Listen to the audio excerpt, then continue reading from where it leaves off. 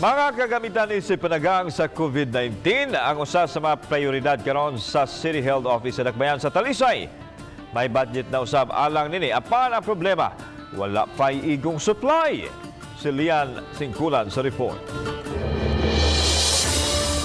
Miapod-apod sa mga rural health unit sa Dakbayan sa Talisay ang City Health Office og mga hygiene kits kaniadto. Diin plano nila karon nga dugangan kini aron may magamit ang mga RHU. Mga panagang kini batok sa COVID-19 sama sa mga face mask, gloves, alcohol ug uban pa.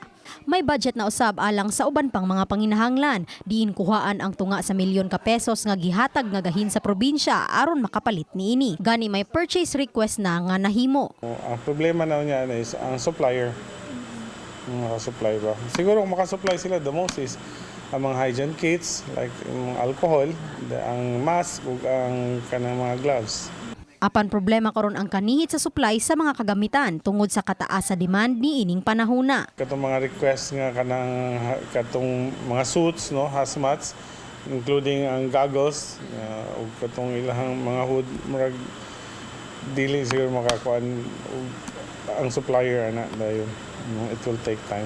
Samtang ning usa ka barangay sa Dakbayan na nagang nang daan sa COVID-19. Sa barangay poblasyon namalit silang daan ni ining mga face mask og alcohol. Gani sa di pa mosulod sa ilang barangay, kinahanglan magpa-spray og alcohol. Ang ilang himuon karon mao ang pagpahibaw usab kabahin niini. Ang amo na lang ginagmay na lang mo adto lang mi sa purok kay dili man kay daghan ang tawo. Mo among pamaagi nga magsugod sa Lunes adto na mi sa Asan og sa kaning sa Sambase nya dayon aresan mi sa YMCA.